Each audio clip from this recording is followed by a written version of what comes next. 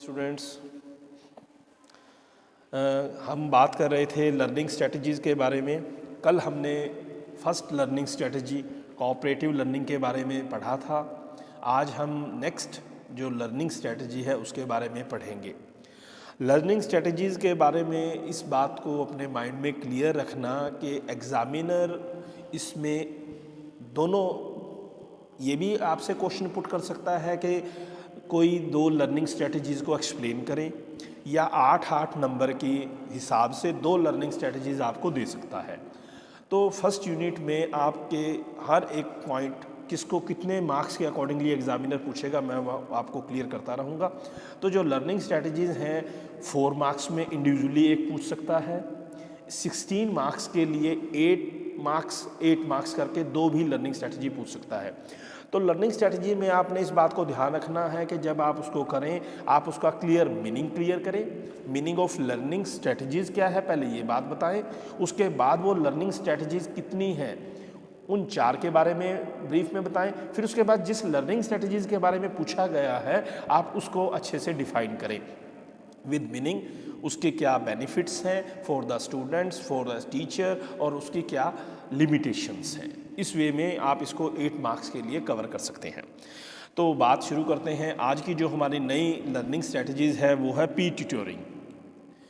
पीर tutoring का मतलब क्या है पहले हमें इसे समझना है।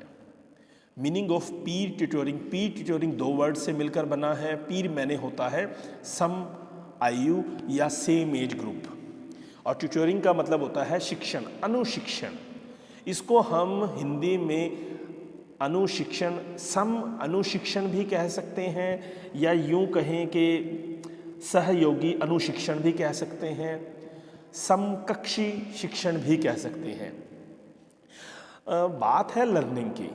तो लर्निंग में जब हम स्ट्रेटजीज़ में पीर ट्यूटोरिंग की बात कर रहे हैं तो हम ये बात मानते हैं कि शिक्षण की जब बात आती है एक टीचर है, दूसरा स्टूडेंट है।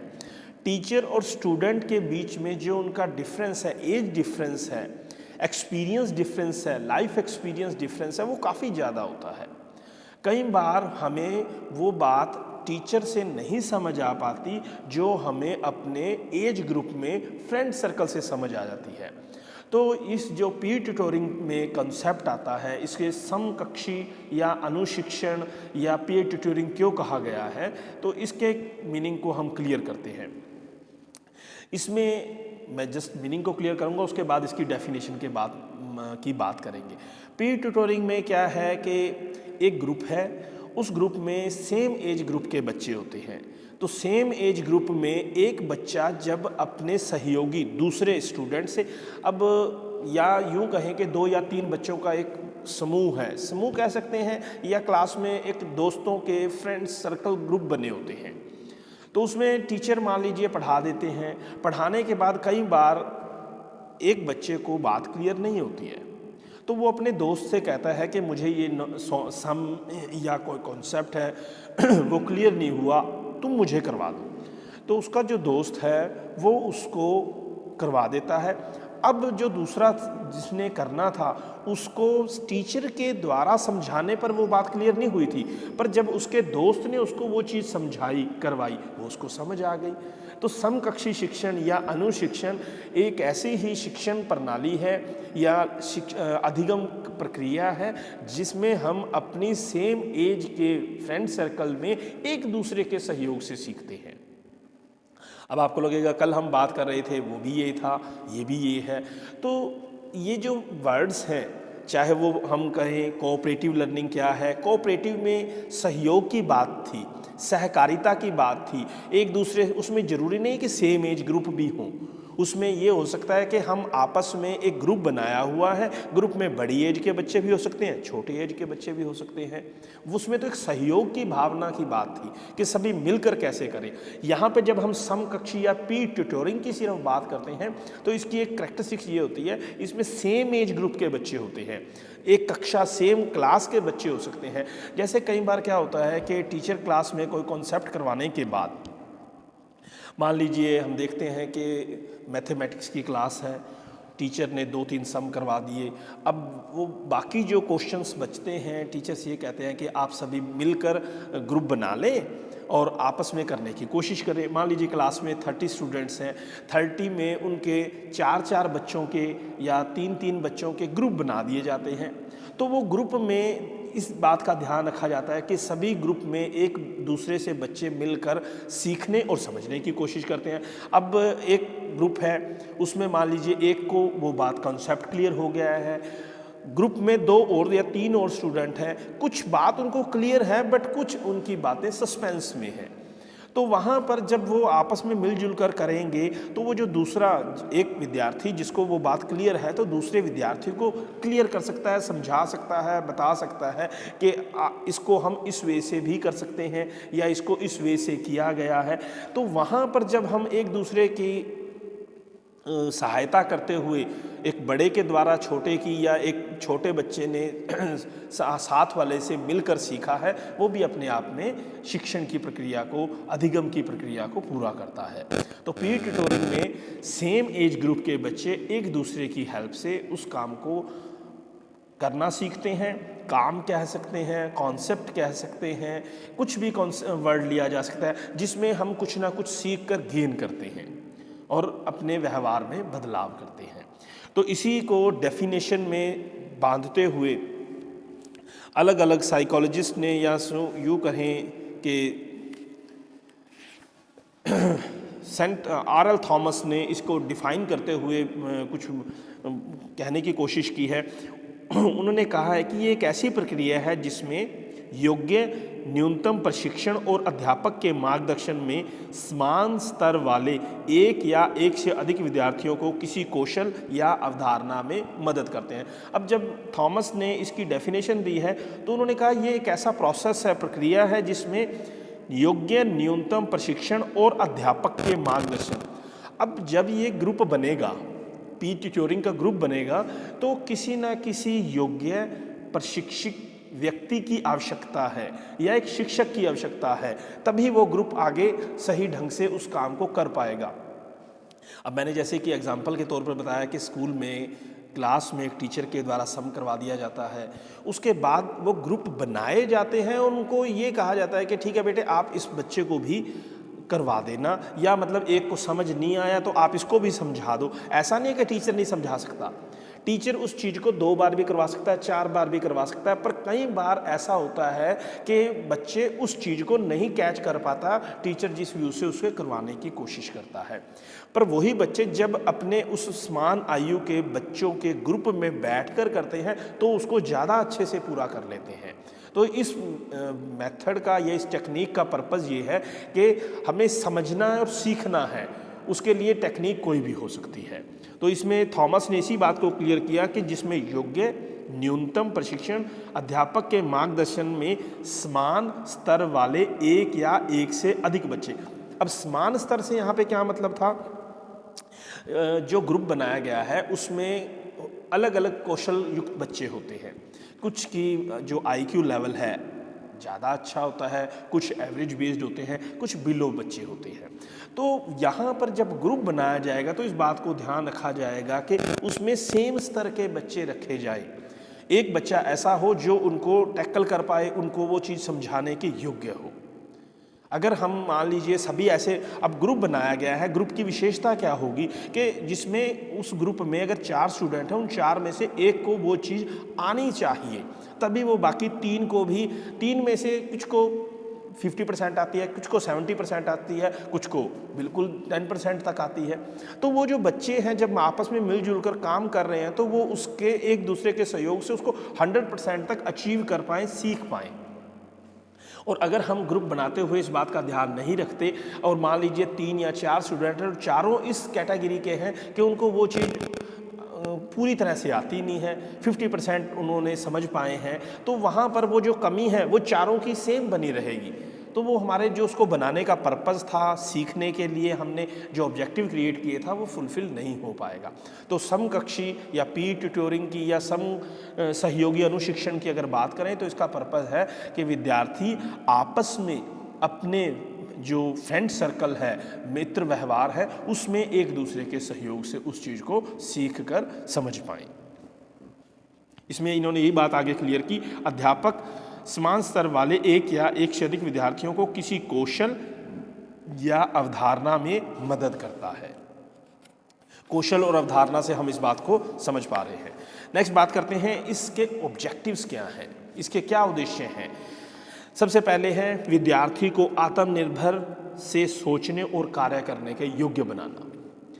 अगर क्लास में डेली रूटीन में एक ही प्रैक्टिस चलती है, टीचर एंट्री करता है, पढ़ाता है और चला जाता है, हफ्ते बाद एक दिन टेस्ट हो गया, फिर दोबारा से अगली यूनिट पे प्रोसेस शुरू हो गया, आएंगे पढ़ाएंगे, एक दो बात डिस्कशन की और उसके बाद चले गए।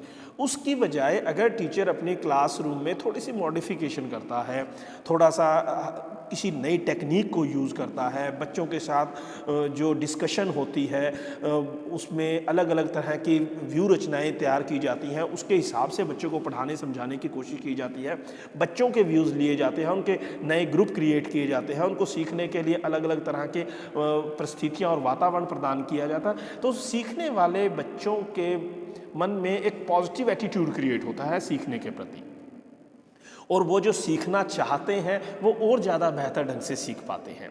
अगर एक ही तरह की क्लास चलेगी तो उसमें जो बच्चे पिछड़ गए हैं किसी कारण से, मान लीजिए कोई नहीं आ पाया या किसी की मेंटली हेल्थ ठीक नहीं थी, इस वजह से वो उस चीज़ को आज नहीं समझ पाया, कल अगला कॉन्सेप्ट शुरू हो जाएगा, पिछले ब्रेकअप की वजह से आगे वो उसको कवर अप नहीं कर पाता, तो वो पिछड़ता चला जाता है। तो यहाँ पर इसमें इसका जो फर्स्ट ऑब्जेक्टिव है, विद्यार्थी को आत्मनिर्भरता से सोचने और कार्य करने के योग्य बनाना है। अब इसमें क्या है, जब बच्चे आपस में एक दूसरे के सहयोग से करते हैं, जब एक विद्यार्थी दूसरे विद्यार्थी को करवाता है, अगर वो दूसरा करते हुए गलती करता भी है तो उसको उस गलती को सुधारने का तुरंत मौका मिलता है, इसका ये बेनिफिट है। वो अपनी उस गलती को रिमूव कर सकता है, और गलती का कारण क्या था वो साथ वाला विद्यार्थी उसी कारण को साथ के साथ जानकर उसको उसकी कमी के बारे में बता देता है, जो कि जनरली 30-40 बच्चों की क्लासरूम में पॉसिबल नहीं होता। कई बार सामने वाला बच्चा गलती कर जाता है, वो गलती पे गलती दोहराता चला जाता है और उसकी गलती पकड़ में नहीं आ पाती, और वो बच्चा उस चीज़ को गलत ढंग से करना सीख जाता है। बट जब एक ग्रुप बनेगा, छोटा सा ग्रुप बनेगा, सेम एज ग्रुप होगा, तो वो आत्मनिर्भर सेल्फ डिपेंडेंट होकर उस काम को करेगा, और उस काम को करने के बाद उसका जो अपना एक्सपीरियंस होगा वो उसमें पॉजिटिव एटीट्यूड क्रिएट करेगा। नेक्स्ट इसका ऑब्जेक्टिव है विद्यार्थी को अधिक से अधिक आत्मविश्वास लेने में सहायता करता है। अब जब बच्चा एक बार किसी काम को करता है, दोबारा जब वो करेगा तो उसका पॉजिटिव माइंड डेवलप होगा। नेक्स्ट है व्यक्ति छोटे या बड़े की एक दूसरे में सहायता करने में, समस्या को सुलझाने में आदत विकसित करना। अब विद्यार्थी इसमें व्यक्ति छोटे या बड़े या किसी दूसरे की सहायता करने और समस्या सुलझाने की आदत विकसित करना। अब जब यहाँ पर बच्चा ग्रुप में बैठकर इस समस्या को सोल्व करता है, अब यहाँ पे दो तरह के बच्चे हैं, एक वो है जो उन बच्चों को पढ़ा रहा है। अब जो पढ़ा रहा है उसमें सीखने और सिखाने दोनों का कौशल विकसित होगा, और जो सीख रहे हैं, अब जो वो चीज़ वो नहीं कर पा रहे थे अब वो उसको कर पा रहे हैं, तो उनमें भी पॉजिटिव एटीट्यूड क्रिएट होगा। जो बड़े बच्चे हैं, वो जो बच्चे हैं उनमें छोटे बच्चों जब वो करवाते हैं और सामने वाला उस चीज़ को सीख जाता है, तो यहाँ पे उन बड़े बच्चों में भी, क्योंकि वो सेम एज के बच्चे हैं, उन बच्चों में भी एक पॉजिटिव एटीट्यूड क्रिएट होता है कि हाँ मैं ये चीज़ समझा सकता हूँ, मैं उसको करवा सकता हूँ। तो ये इस तरह के बच्चे छोटे बच्चों को भी कुछ पढ़ाने में, समझाने में अपना सहयोग देते हैं। सहयोगी कार्य करके समुदाय को बेहतर बनाना। हम सब मिलकर इस प्रकार का काम करके, सहयोगी कार्य करके अपने आस पड़ोस में बच्चों को और ज़्यादा सहायता दे सकते हैं, सहयोग कर सकते हैं। विद्यार्थियों को दूसरों की सहायता करने के लिए तैयार करना। इस तरह से विद्यार्थी और दूसरे विद्यार्थियों की सहायता करने के लिए हम उनको तैयार कर सकते हैं। तो इसके कुछ ऑब्जेक्टिव थे। उसी तरह से इसमें कई इसके बेनिफिट्स हैं। तो एडवांटेजेस की बात करें या फिर इसके लाभ की बात करें, तो सबसे पहले है उन विद्यार्थियों को जो शिक्षण ले रहे हैं। इसमें 3 अलग अलग तरह के विद्यार्थियों की इसमें बात की जा सकती है। सबसे पहले विद्यार्थी जो शिक्षण ले रहे हैं, दूसरे वो हैं जो शिक्षण दे रहे हैं, और तीसरे जो शिक्षण को निरीक्षण करता है। अब जब हम बात कर रहे हैं 4 बच्चे, मान लीजिए ग्रुप है, उसमें 4 स्टूडेंट है, उन 4 में एक तो पढ़ा रहा है, एक वो है जो पढ़ रहा है जिसको वो बात क्लियर नहीं थी। अब 2 बच्चे वो हैं जो ऑब्जर्व कर रहे हैं। अब जो ऑब्जर्व कर रहे हैं उनको क्या बेनिफिट है? पढ़ाने वाला जब पढ़ा रहा है तो वो जिस चीज़ को पढ़ा रहा है उसकी उस पर पकड़ मजबूत हो रही है, क्योंकि वो उसको एक बार प्रैक्टिस कर रहा है। जो बच्चा पढ़ रहा है उसको उस बात, जो चीज़ नहीं क्लियर थी वो उस बात को क्लियर करके उसको और अच्छे से समझ रहा है। अब जो 2 विद्यार्थी और बैठे थे जो उनको निरीक्षण कर रहे हैं, ऑब्जर्व कर रहे हैं, वो दोनों की जब कन्वर्सेशन होगी, बातचीत होगी, वो अगर उनको समझने में कहीं कोई कमी पेशी रह गई होगी तो वो उनकी कमी पेशी दूर हो जाती है, वो भी उसको अच्छे बेहतर ढंग से सीख पाएंगे और समझ पाएंगे। तो कुल मिलाकर अगर बात करते हैं तो जब ये अनुशिक्षण की क्रिया चलती है ग्रुप में तो वो सभी मिलजुल कर एक दूसरे के सहयोग से उसको बेहतर ढंग से समझ और सीख पाते हैं। अब इसमें इसके क्या क्या बेनिफिट्स हैं? इसमें यह कहा गया है कि ज़रूरतमंद विद्यार्थियों के लिए इसके लाभ हैं। अब ज़रूरतमंद विद्यार्थी इससे प्रोत्साहित होते हैं, एक दूसरे की हेल्प भी कर सकते हैं और अपनी आवश्यकताओं को पूरा कर सकते हैं। वे अपनी समस्याएं दूसरे विद्यार्थियों को बताकर उनका समाधान ढूंढ सकते हैं। अब इसमें क्या होता है, जब ग्रुप में बैठकर बच्चे करते हैं तो उनकी झिझक दूर होती है। झिझक से मतलब क्या है कि अब एक बच्चा है वो टीचर से पूछने में हिचकता है, वो नहीं पूछ सकता, बट ऐसे में जब बच्चा ग्रुप में बैठकर एक दूसरे के सहयोग से करता है तो वहाँ पर वो बच्चे एक दूसरे से पूछ सकते हैं। यहाँ जब पूछते हैं तो उनकी झिझक दूर होगी और वो उस काम को दूसरे बच्चों के साथ मिलकर कर सकेगा। अगर उसको समझने में किसी दूसरे सब्जेक्ट में पीरियड में प्रॉब्लम आ रही है तो वो वहाँ पर भी उस चीज़ को समझकर दूर करने की कोशिश करता है। बिना किसी आर्थिक दबाव के उनकी पढ़ाई की समस्या का समाधान मिल जाता है। नेक्स्ट बात करें, निर्देशन लेते हुए वह समकक्षी का आदर करते हैं। अब जब वो एक दूसरे से सीखते हैं तब दूसरे स्टूडेंट्स के प्रति उनके माइंड में एक रिस्पेक्टेबल कॉन्सेप्ट क्रिएट होता है। इसी तरह से उनके माइंड में ये चीज़ भी आती है कि अगर मान लीजिए उसी विषय के साथ साथ किसी अन्य विषय में भी अगर समस्या आती है तो वो अपने दूसरे सहयोगी मित्रों से मिलकर उस विषय में भी समझ सकते हैं, सीख सकते हैं। तो ये जहाँ पर शिक्षण, एक बात है कि जहाँ शिक्षण देने वाले के लिए लाभदायक है वहीं पर शिक्षण की सीख लेने वाले के लिए भी लाभदायक है, और जो ऑब्जर्वर हैं, जो विद्यार्थी उस ग्रुप में बैठकर ऑब्जर्व कर रहे हैं, उनके लिए भी लाभदायक है। कुल मिलाकर अपने आप में ये एक ऐसी विधि है जो सीखने की क्रिया को काफ़ी सहयोगी व आसान बनाती है। परंतु वही बात है कि जहाँ इसके कुछ लाभ हैं, कुछ ना कुछ इसके साथ इसकी सीमाएँ भी जुड़ी हुई हैं। जैसे कि आजकल जैसे विद्यार्थियों की संख्या इतनी ज़्यादा बढ़ गई है कि हर एक कक्षा में इस प्रकार की विधियों को लागू करना संभव नहीं है।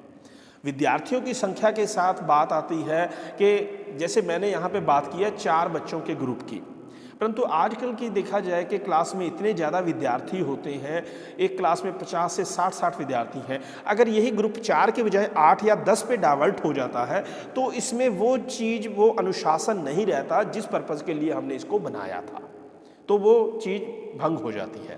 नेक्स्ट है, जो विद्यार्थी पढ़ा रहा है वो अच्छा अनुशिक्षण साबित हो ना हो वो डिपेंड करता है। कई बार क्या होता है कि विद्यार्थी इतने अच्छे से वो उसको खुद भी क्लियर होता है और बच्चों को भी क्लियर कर सकता है। कई बार ऐसा होता है कि एक विद्यार्थी को खुद तो क्लियर है बट वो उसको उतने अच्छे वे से क्लियर नहीं कर पाता, ये इसमें एक समस्या रहती है। तो माता पिता की तरफ से भी विरोध हो सकता है कि जैसे बच्चा है, अगर मान लीजिए ग्रुप है, ग्रुप में बच्चों में आपस में कोई बात हो जाती है और बच्चे घर में जाके शेयर करता है तो इस बात का कई बार पेरेंट्स भी विरोध करते हैं कि वो स्कूल में दूसरे बच्चों से क्यों पढ़े, उसको टीचर ही पढ़ाए। तो कहीं ना कहीं किसी न किसी तरह की इसके साथ इसकी कुछ परिसीमाएं भी जुड़ी हुई हैं। तो उसके बावजूद भी सीखने की एक अपने आप में उत्तम विधि है जिसमें हम इसका जितना चाहे उतना लाभ उठा सकते हैं। उसके साथ साथ डिपेंड करता है कि हम जब सीख रहे हैं या हम सीखना चाहते हैं तो किस वे से उसको और अच्छे ढंग से सीखा जा सकता है। तो ये भी अपने आप में एक सहयोगी शिक्षण विधि है जो कि एक बच्चे को, व्यक्ति को, विद्यार्थी को सीखने में सहयोग कर सकती है। तो नेक्स्ट टाइम हम नेक्स्ट जो टेक्निक है उसके बारे में बात करेंगे। आज